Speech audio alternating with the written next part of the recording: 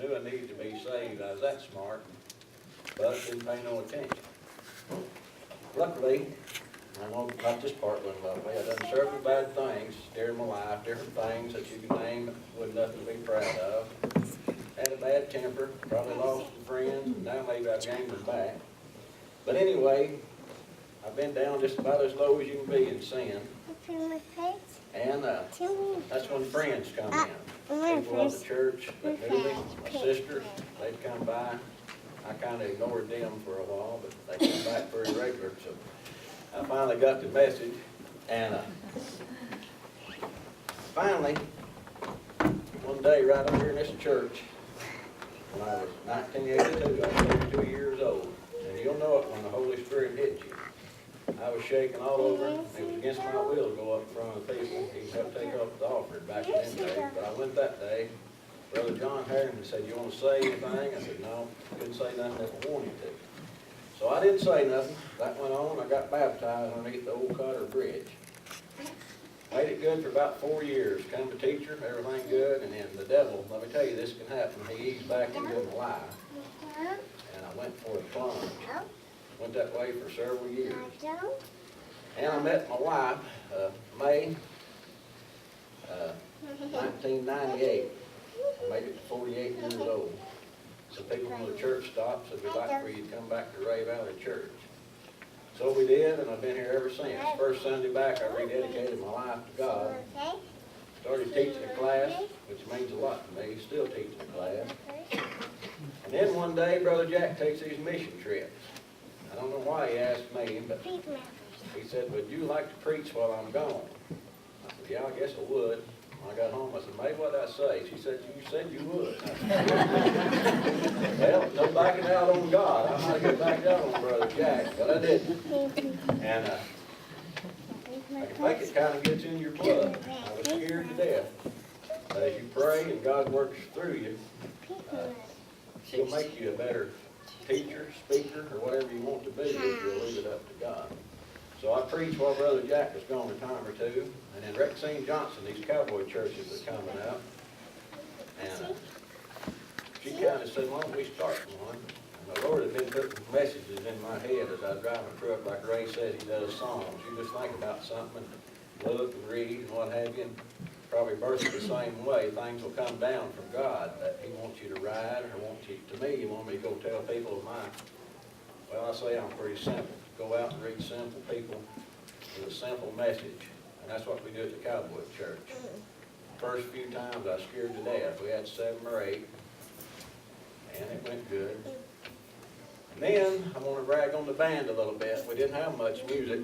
Can't knock my sister and niece, but they just sang and we sang with them. But we needed a little help. And that's when Curtis, Dodie, Ray, and several others, Bertha, and David McGraw, they stepped in. And we get lots of messages through their singing. So, as we do in any church, we put God first, and He's led the Cowboy Church to something that means a lot to me. It's great to be a young preacher. I'm not young. Several of my members ain't young. We're growing up together. We worship every Sunday. I preach, some sing, and some listen, but we're all growing in God together, and that's pretty cool to be at a church like that. I really have 2 church homes, this one and the Cowboy Church, and that means a lot to have people that will support you and come out and do things like that. And I think, how did all this happen? Well, it all happened from God. He can change. I want everybody to know that He can change anybody. Seth Stoner's here in the crowd somewhere. He's hiding. We ain't got time for him to tell his story today because it'd be dark by then. Me and him run together when we was sinners, and I think we're going to run together when we're saved people, and that's great. But the Lord can change you, and He'll make things that do that. First off, now I need to say a few things and thanks. I want to thank Mom and Dad that had enough knowledge to go to church and take me to church. Now, lots of kids, we got lots of kids here that may not have that, but if you're a young mom and dad, the most important thing you can do is take your kids to church and let them hear the gospel.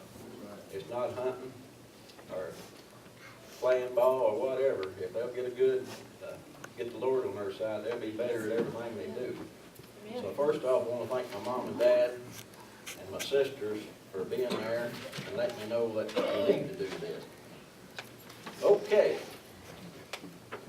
What I got to say last is everything I've accomplished has been through God and working with Him and having good leaders, like I said earlier, Dale Tribbett, Ronald Flippin, Rex Singh, my sisters, and many others here that I don't want to leave out, Brother Jack, showing you and setting examples. Last thing, look at all the young kids here. A lot of them are kin to me, a lot of them ain't.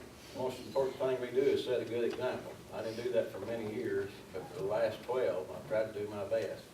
That's all God asks, is do your best. I want to thank everyone for coming out, and this is a very special time for me. Thank y'all.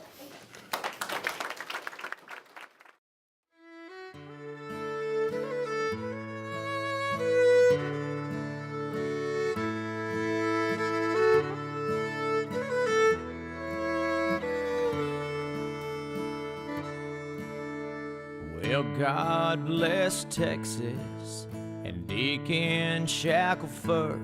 He read the Bible 7 times and he believed every word.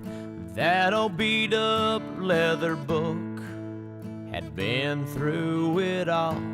He sat on the back pew so he could chew him a chaw, singing Amazing Grace. How sweet the sound that saved a wretch like me. He carried candy for the kids in his Sunday dress coat. He'd take me fishing after church and taught me things I needed to know. Now, Deacon didn't have a family.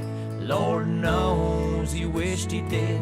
He told the whole congregation that I was his grandkid. And today he joined up with Jesus, wearing shiny pearl snaps. We sang a few gospel hymns, and then the soldier played taps. I bet he's walking with Pete down the street, paved with gold, showing up his brand spanking new wings in his barbed wire halo.